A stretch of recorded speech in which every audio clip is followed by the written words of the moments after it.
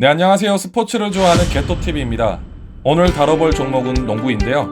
길고 긴 NBA 18-19 시즌이 끝난 뒤 신인 선수를 뽑는 드래프트가 열렸고, 며칠 전 6월 25일에는 드디어 1년 동안 각 분야에서 최고 성적을 낸 선수들을 위한 시상식이 열렸습니다.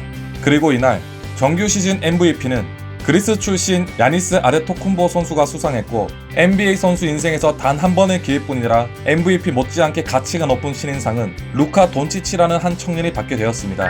괴물들이 득실거리는 NBA에 갓 입성한 신인이 잘해봤자 얼마나 잘하겠냐라고 생각하실 수도 있겠지만, 사실 이 선수는 기존 베테랑들을 뒤엎을 정도로 이번 시즌에 큰 충격을 주었던 선수이며 벌써부터 장래 스타성이 보장되어 있을 정도입니다. 이번 영상의 주인공은 루카 돈치치이며 19살에 입단하여 이제 겨우 20살이 된 NBA 1학년이 어떻게 이 정도로 위상이 높아졌는지 알아보도록 하겠습니다. 1999년 동유럽 슬로베니아에서 태어난 돈치치는 당시 슬로베니아 프로리그 농구 선수인 아버지 영향 덕분에 생후 7개월부터 농구공을 가지고 놀았는데요. 이를 보고 기뻐한 아빠는 농구를 조금씩 가르쳐 주었다고 합니다. 시간이 흘러 2007년 8살이 된 돈치치는 아빠가 뛰고 있던 구단의 8세 이하 팀에서 입단 테스트를 치렀는데요. 놀랍게도 또래 아이들을 압살하고도 남는 실력을 보여주자 코치는 테스트 시작한 지 16분 만에 3살 더 많은 11세 이하 팀으로 올려주었습니다. 그때부터 꼬마 돈치치는 항상 자신보다 나이 많고 덩치 큰 형들을 상대로 농구를 했으며 신체적 나이를 극복하고자 머리를 더 많이 쓰게 됐고, 천성적으로 승부욕이 강해서 스스로 공격 기술 훈련 강도를 남들보다 더 세게 잡았다고 합니다. 덕분에 볼 핸들링, 센스 있는 패스, 부드러운 슈팅 터치가 놀라울 정도로 좋아졌고, 더 성장한 뒤인 12살에 참여한 12세, 13세 이하 대회에서 나이 차이가 얼마 안 나는 형과 또래들 상대로 압도적인 득점과 어시스트를 뽑아냈는데요. 심지어 12살에 뛰어드는 14세 이하 청소년 국제대회에서 MVP를 수상하기까지 했습니다. 남들보다 앞서지도 않은 나이와 신체를 가지고 이런 성적을 냈다는 사실에 많은 스카우터들이 돈치치를 알아보기 시작했고, 이미 장래성을 눈여겨본 레알 마드리드 농구팀은 곧바로 돈치치의 기량을 더 시험해보고자 임대를 해갔습니다. 전세계 프로농구 리그 중 가장 수준 높은 곳은 NBA이고 그 다음 유럽의 스페인인데요. 거기에 속해 있는 구단 중 레알 마드리드는 축구뿐만 아니라 농구도 유럽에서 원탑입니다. 슬로베니아 변방리그에서 최정상의 레알 마드리드로 임대온 13살 돈치치는 수준 높은 선수들을 보고 위축되기보단 오히려 더 의욕에 불탔으며, 처음 보는 팀원들을 이끌고 나간 2개의 유소년 대회에서 고득점을 퍼부었고 MVP를 모두 쓸어왔습니다. 그의 기량에 반해버린 레알 구단주는 임대온 지 7개월밖에 되지 않은 돈치치와 5년 정식 계약을 체결하였는데, 당시 그의 나이는 고작 13살이었습니다. 입단하자마자 최고의 훈련 시설을 마음껏 사용하면서 스페인어까지 배우게 된 돈치치는 3년 뒤 2015년 16살 때부터 그의 화려한 커리어가 시작되었습니다. 스페인 전역에서 최고 실력자들이 총 출동하는 스페인 유소년 선수권 대회에 참가한 돈치치는 자신보다 2살 많은 상급 상대를 상대로 코트에서 득점원, 패서, 리바운더, 볼 핸들러로서의 역량을 완벽하게 발휘하였고 팀을 우승시킨과 동시에 MVP까지 수상했습니다. 그리고 스페인을 넘어선 유럽 유소년 선수권 대회에서도 우승과 MVP 모두를 해내고 말았는데요. 뿐만 아니라 1군 프로 시즌 막바지 3경기에 출전하였고 레알 마드리드 역사상 최연소 프로 데뷔라는 역사를 쓰게 됩니다. 레알 마드리드 유소년 팀을 스페인과 유럽 최강 자리에 올려놓고 1부 리그까지 데뷔한 돈치치는 고작 16살이었고 이 모든 걸 2015년 단 1년 동안 해낸 것입니다. 한국 나이로 따졌을 때 고1 때부터 프로리그 무대를 뛰기 시작하면서 성인들과 부딪힌 돈치치는 스페인 리그 15-16 시즌 때 벤치 멤버로 평균 14분, 4.9득점, 2어시스트를 기록하며 31경기에 출전하였습니다. 그러면서 1군 무대에 거의 적응이 되자 구단은 그에게 16-17 시즌부터 더 많은 출전 시간을 부여해줬고 17-18 시즌에는 포텐셜이 터진 상태로 28경기 모두 선발로 나가 레알 마드리드 팀을 리그 우승시켰습니다. 그때 기록이 평균 12.8득점, 5어시스트, 4.7 리바운드였는데 당시 팀 내 득점왕이었습니다. 그리고 더 나아가 유럽 강리그 최고 수준의 구단들이 모여서 대결을 펼치는 유로리그도 우승한 뒤 MVP를 차지하였습니다. 그는 프로 구단에서 뿐만 아니라 국가를 대표해서 나간 국제대회에서도 큰 활약을 펼쳤는데요. 유럽 국가들끼리 겨루는 유로 바스켓 대회에서 자신보다 나이가 많은 베테랑 선수들을 전두지휘하였고 그 결과 약체라고 평가받고 있던 슬로베니아를 우승시킨 뒤 MVP까지 받아냈습니다. 득점왕으로 스페인 리그 우승과 유로 리그 우승에 이어 국제대회까지 우승하고 또 MVP를 받음으로써 유럽 최고가 된 루카 돈치치는 비슷한 사례가 유럽 농구 역사에 단 1도 없던 선수였으며 더군다나 이 모든 걸 17-18 시즌인 19살에 해낸 것입니다.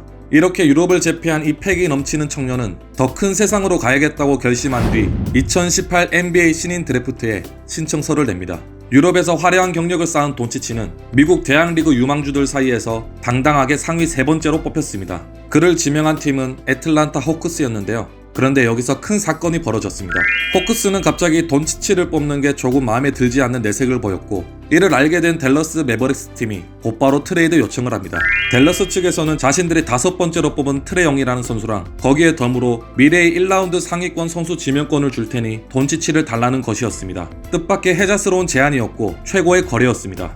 사실 제2의 스테판 커리라고 불리며 3점 슛과 패싱 능력이 뛰어난 트레 영을 뽑고 싶은 마음도 있었거든요. 그리고 댈러스 또한 사실 루카 돈치치를 뽑고 싶어 했는데 호크스가 먼저 가져가 버린 바람에 아쉬워하고 있었습니다. 아무튼 이 두 팀의 트레이드는 잘 성사가 되었고, 이로 인해 돈치치는 댈러스에서 NBA 커리어를 시작하게 되었습니다. 트레 영은 자존심이 조금 상했겠네요. 시즌이 개막하기 전 전문가들이 집중했던 19살의 돈치치의 장점과 단점은 아주 명확했습니다.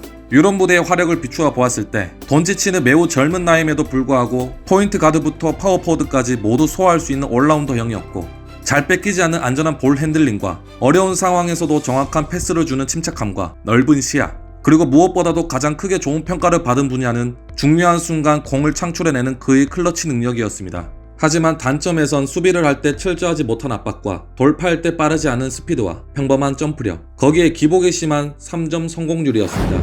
그래서 일부 전문가들은 돈치치가 아무리 프로 무대를 일찍 경험한 최고의 유망주이지만 유럽보다 더 타이트한 경기 일정과 수준 높은 선수들 사이에서 NBA를 적응하는 데 시간이 조금 걸릴 것이고 1년 동안은 그저 평범한 선수가 될 것 같다고 판단했습니다.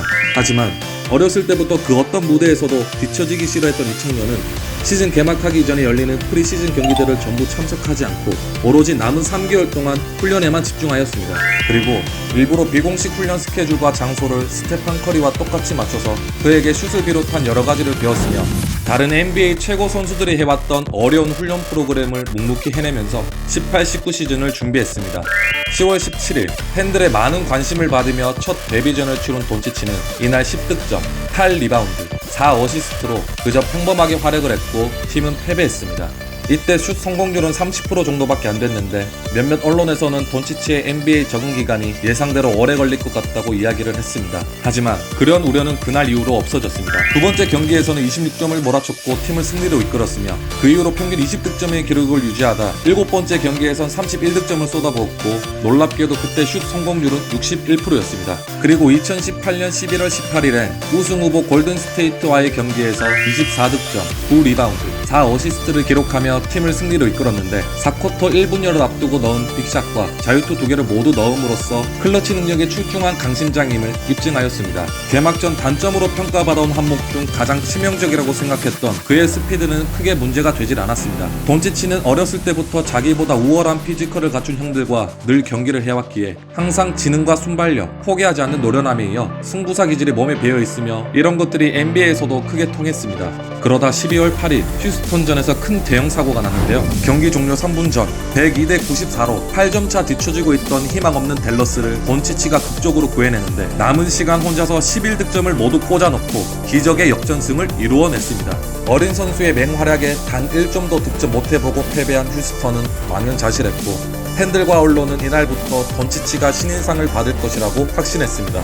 그 이후 중요한 극적인 순간에 득점을 뽑아내는 그의 클러치 능력이 계속해서 터지기 시작했는데 그럴 때마다 인기가 급상승한 돈치치에게 팬들은 할렐루야와 루카를 합친 할렐루카라는 별명을 지어줬고 노래도 만들어졌으며 심지어 티셔츠까지 제작하였습니다. 꾸준한 활약 도중 2019년 1월 27일엔 돈치치가 NBA 역사를 2개나 만드는 일이 생겼는데 이날 득점 35득점, 12리바운드, 10어시스트를 기록하며 최초 트리플 더블 2회 달성과 30득점을 동반한 트리플 더블을 성공한 최연소 선수가 되었습니다. 이전에 최연소 선수는 당시 20살이었던 슈퍼스타 르브론 제임스였는데 돈치치는 더 어린 19살이었습니다. 신인답지 않은 모습을 선보이며 주가를 끌어올리고 있던 돈치치는 2월달에 올스타 팬 투표에서 전체 선수 중에서 2등을 차지하였고 당시 1등이었던 르브론과 38만 표밖에 차이 나질 않았는데 고작 10대 때 유럽 무대처럼 NBA에서도 베테랑 못지않은 기량뿐만 아니라 팬들의 마음을 다질 정도로 스타성을 갖춘 걸 보니 앞으로 얼마나 더 발전할지 가늠할 수 없는 선수라고 생각합니다. 시즌 끝날 때까지 단점을 보완하고 장점을 더 부각시키면서 활약을 펼친 루카 돈치치의 총 출전 경기 수는 72경기였고 모두 주전이었습니다. 그리고 8번의 트리플 더블, 평균 21.2득점, 7.8 리바운드, 6 어시스트를 기록했으며 시즌 시작하고 끝날 때까지 한 번도 빠짐없이 이달의 신인에 항상 뽑혔습니다.